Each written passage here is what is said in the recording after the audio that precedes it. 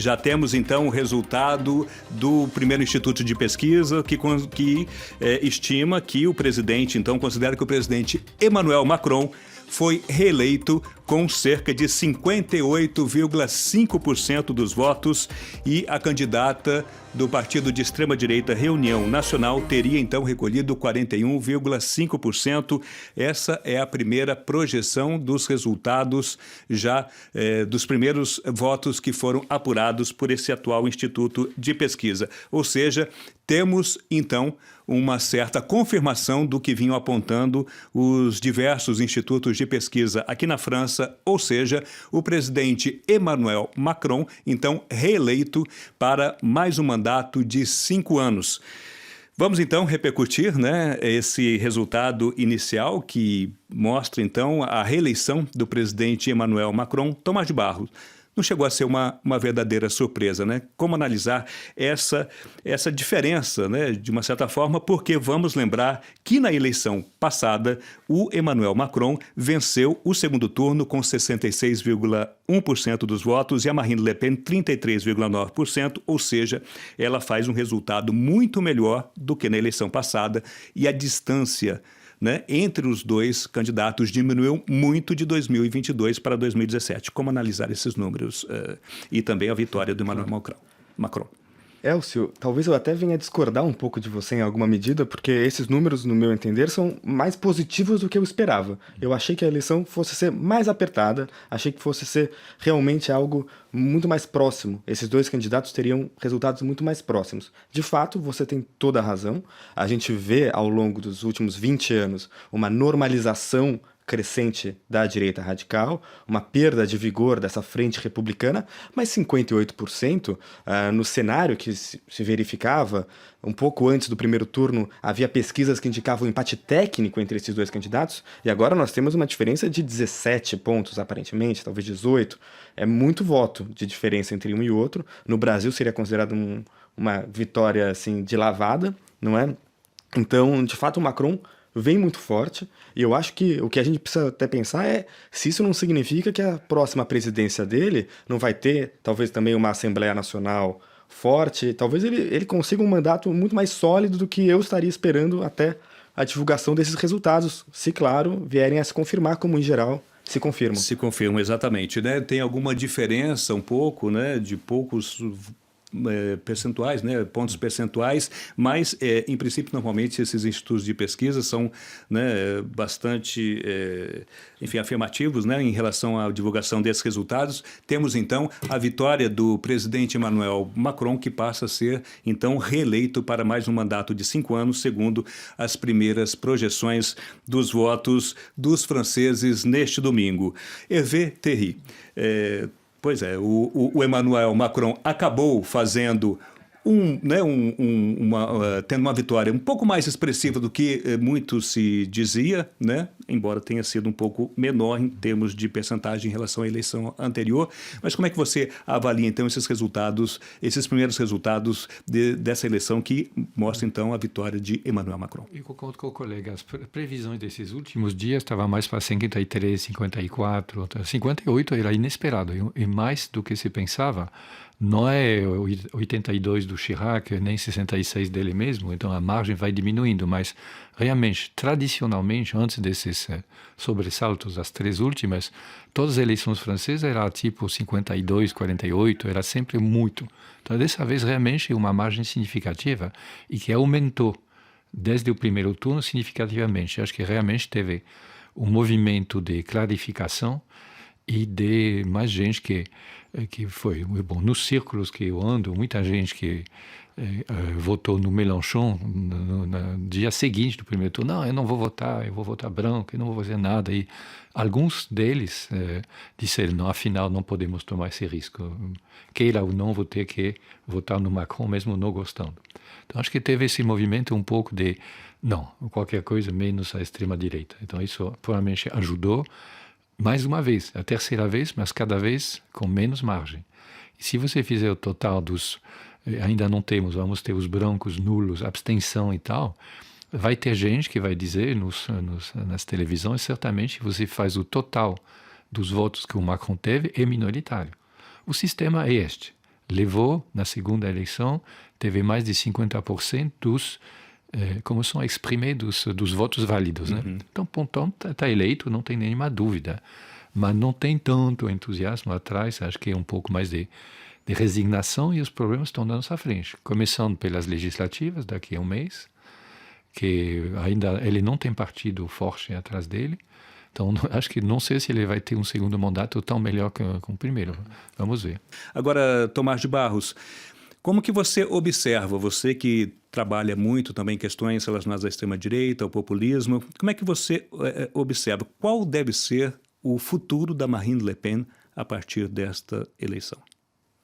A Marine Le Pen, apesar de ter tido uma derrota um pouquinho mais expressiva do que nós esperávamos, ela aumentou a quantidade de votos que ela teve, a porcentagem de votos que ela teve em relação a 2017. Então ela pode dizer que ela se fortaleceu eleitoralmente no país. Também representa um enfraquecimento do próprio Macron. Talvez não seja um mérito próprio da Marine Le Pen. Ela fez uma campanha, de fato, em que ela tentou se mostrar muito mais presidenciável, como a gente diz, tentou se mostrar muito mais técnica. No debate, ela quis debater questões muito concretas, ao contrário do que aconteceu em 2017, quando ela estava claramente fora de si. Então ela quis se mostrar mais presidenciável. O que acontece é que, se por um lado ela se esforça para se normalizar, por um outro lado, a grande mídia fala muito da extrema-direita, de uma forma que também a normaliza. O próprio Macron, o próprio governo dele também acaba normalizando essa oposição de direita radical. Se por um lado isso acontece, por outro lado, nós temos agora um desafio dentro da própria direita radical, foi o surgimento da candidatura do Éric Zemmour. A própria sobrinha da Marine Le Pen, que é outra militante de direita radical, apoiou o Zemmour, então talvez haja agora um racha dentro desse bloco. Vamos ver como que as coisas vão avançar. De todo jeito, um desafio que eles vão ter, e é um desafio que tanto o Mélenchon quanto ela têm, é que na França as eleições legislativas são um sistema distrital. Então você tem que ganhar a eleição num distrito, numa circunscrição. E é muito difícil para esses partidos mais radicais conseguirem eleger deputados. Então outro desafio que ela vai ter no futuro é, com uma bancada talvez pequena no Congresso, será que ela consegue fazer oposição? Pois é, essa é uma boa questão justamente. Hervé Terry, volto então a falar com você sobre justamente a Marine Le Pen, voltando a falar dela então.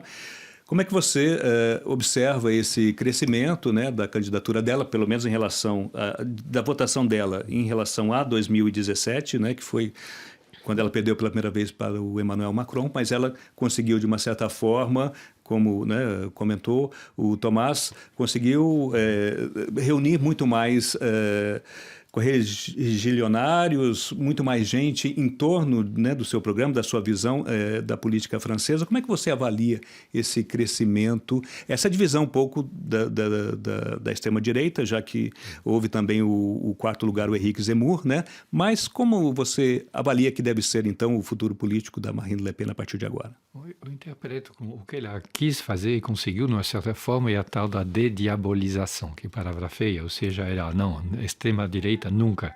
Aí ela conseguiu dar uma aparência mais tranquila, foi filmada cuidando dos gatinhos, fez uma série de coisas para parecer mais palatável. Isso é uma coisa. Segundo, ela foi para temas que tocam mais as pessoas, o poder de compra. Ela deixou entender que ela é do lado do povo e que as gente que tem dificuldade econômica teria a ganhar a votar para ela, que na verdade ela não pesa tanto assim no mundo econômico, não pode garantir, mas ela soube escolher melhor os temas e conseguiu convencer um número maior de pessoas. A prestação que ele fez no debate televisivo também foi menos ruim, foi melhor. Então isso tudo junto explica provavelmente passar do 33 para 41, aumentou 8 pontos, que não é pouca coisa, mas ainda não é 50% mais um, mas aumentou.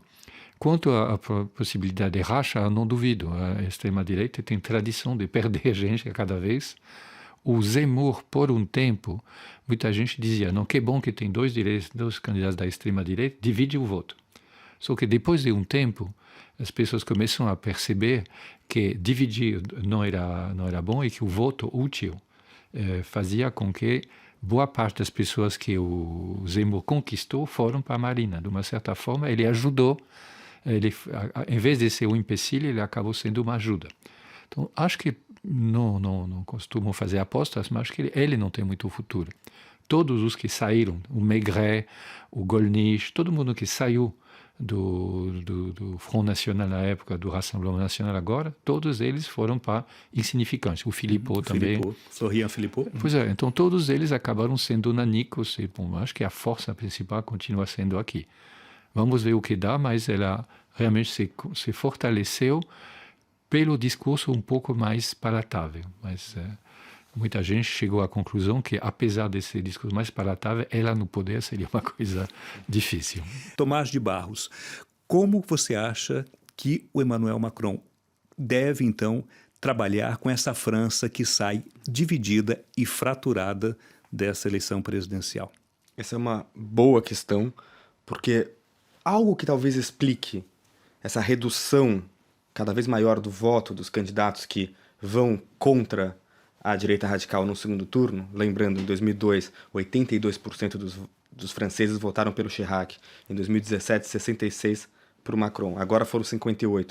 Uma das coisas que explica isso é o fato de que esses presidentes, quando são eleitos, ao invés de comporem com essa grande massa de eleitores que votaram neles, eles interpretam essas grandes votações, na prática têm interpretado essas grandes votações como cheque em branco, para fazer o que quiserem. E aí os eleitores se sentem reféns e traídos. Reféns, por um lado, porque chego num segundo turno, tem um candidato que para mim é absolutamente inaceitável, vou votar naquele que eu acho que é de centro, que talvez seja menos pior, só que ao invés de, depois de eleito, esse presidente estender a mão para esses eleitores, talvez de esquerda, que tenham votado neles, eles, na verdade, continuam avançando na sua agenda.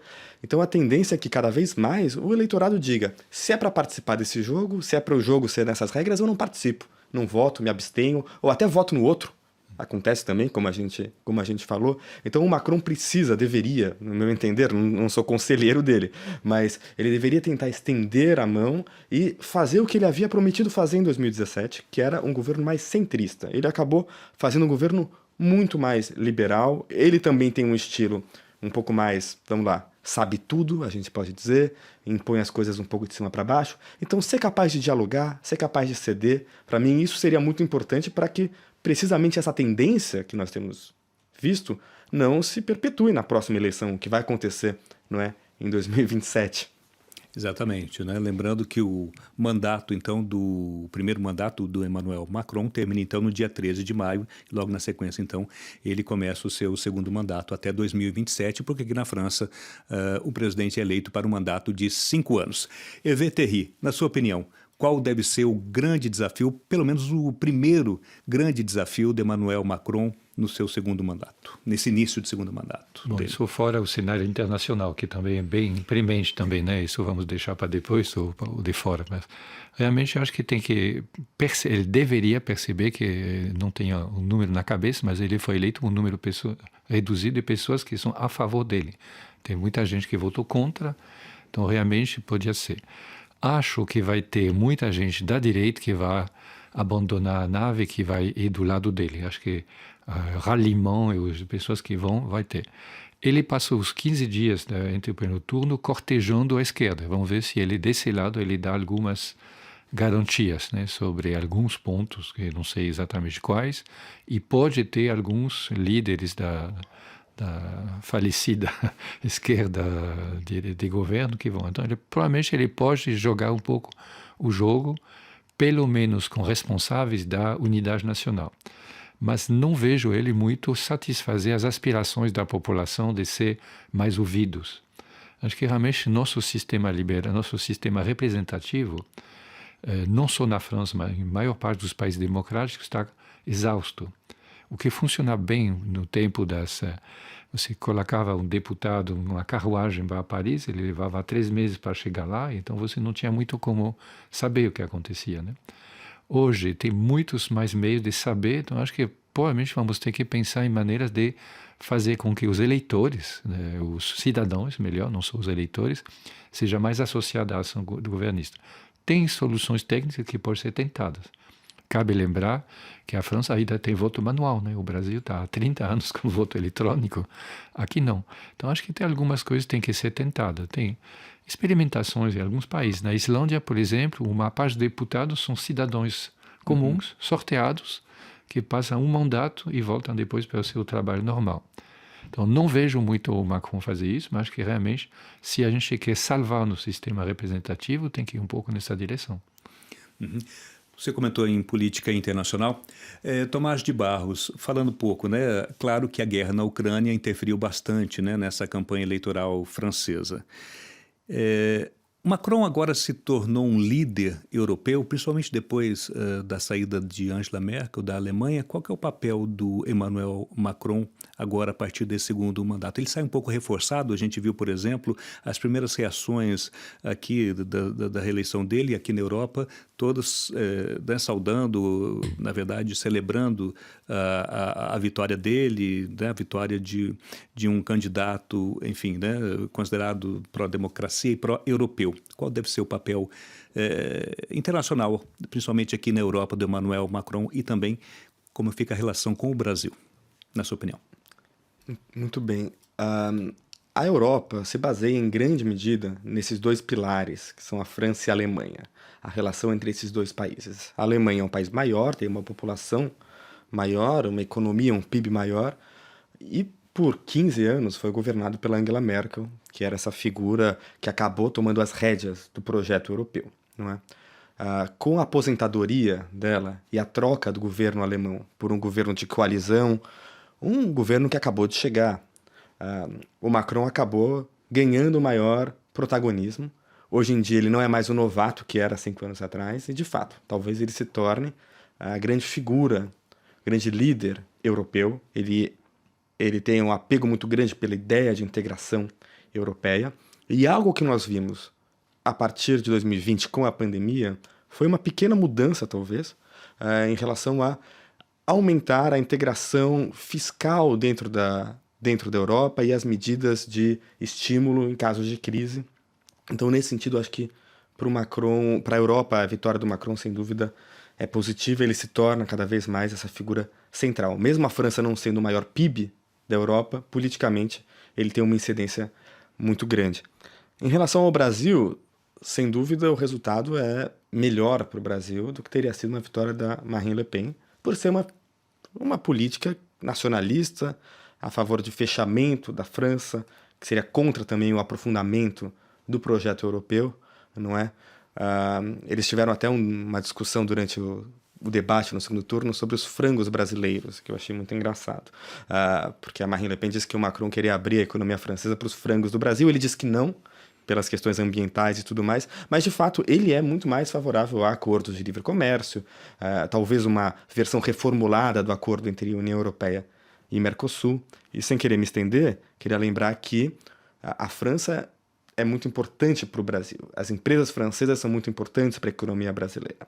Apesar da França não ser o maior PIB do mundo e nem o maior parceiro em termos de exportação do Brasil, as empresas francesas são as empresas estrangeiras que mais contratam no Brasil.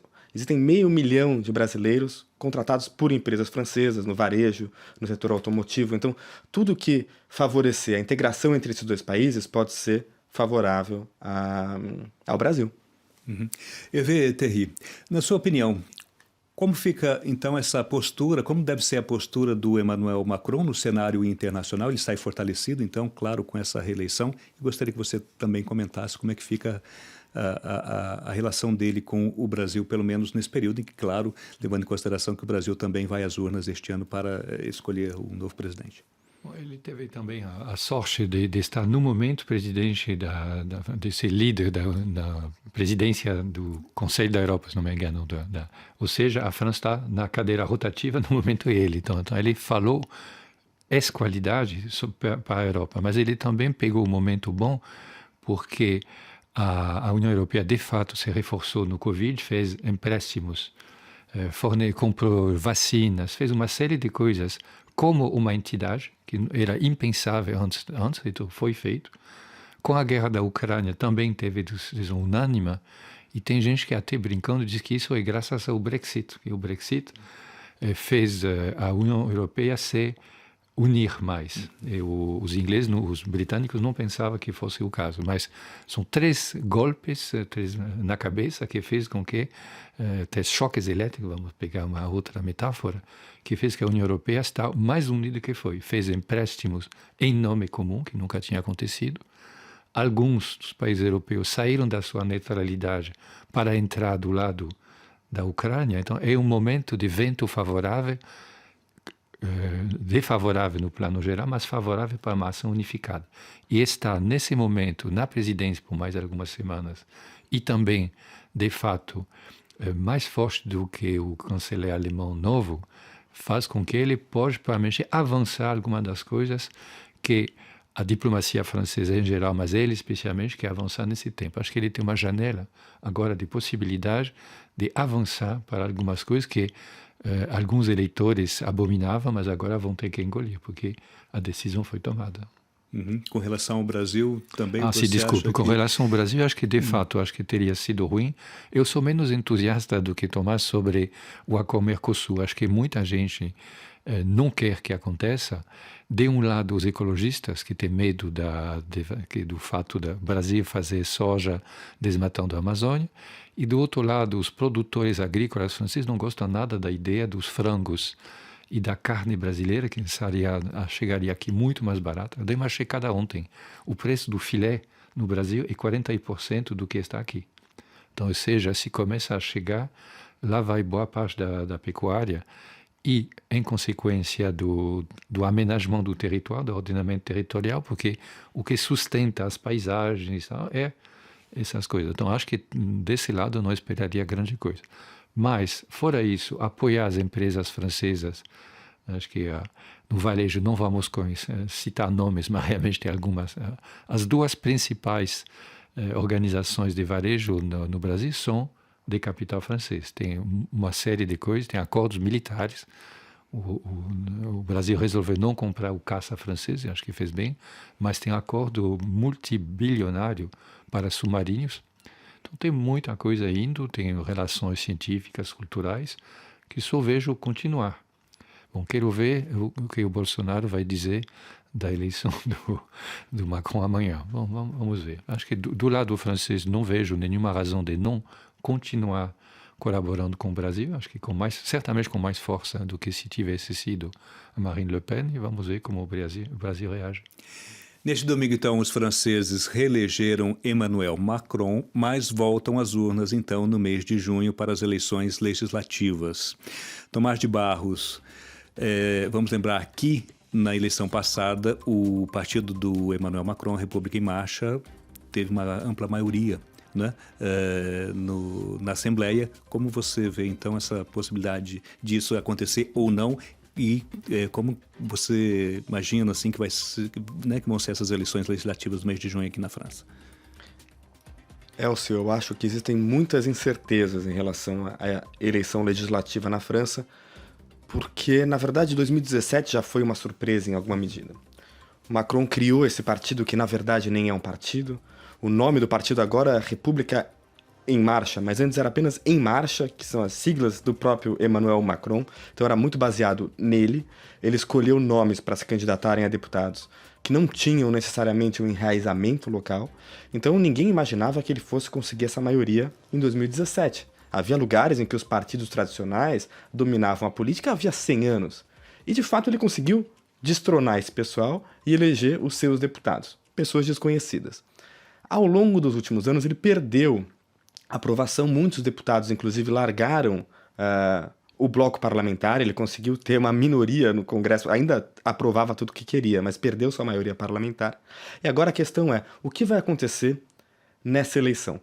Por um lado, todo presidente, ele nos provou isso em 2017, todo presidente eleito ou reeleito tem um bônus, tem um extra, assim, as pessoas vão votar para fortalecer o presidente que acabaram de reeleger. Por outro lado, ele não tem esse enraizamento local. Os partidos que mais têm enraizamento local se enfraqueceram muito, os republicanos e os socialistas. Por outro lado, o Front National, quer dizer, o Rassemblement National, a Reunião Nacional e o bloco do Mélenchon eles têm dificuldade de ter maiorias em distritos. Então, para mim, há grandes incertezas. Provavelmente, ou certamente, o Macron vai perder um pouco da sua maioria e ele corre o risco, talvez, de perder a maioria. Nesse sentido, teríamos pela primeira vez, acho, na história da França, um governo de coalizão. Ele seria obrigado a ceder a mão. Para quem? Depende do resultado. É muita incerteza. Temos que aguardar, então. Tomás de Barros, muito obrigado pela sua presença, pela sua participação aqui nos estúdios da Rádio França Internacional para comentar esse resultado da eleição francesa que, confirmou a reeleição do presidente Emmanuel Macron. Muito obrigado pela sua participação. Muito obrigado, Elcio. Hervé Terry, geógrafo, também agradeço a sua participação aqui nos estúdios da Rádio França Internacional para comentar, então, a reeleição do presidente Emmanuel Macron. Foi um grande prazer recebê-lo também. Igualmente.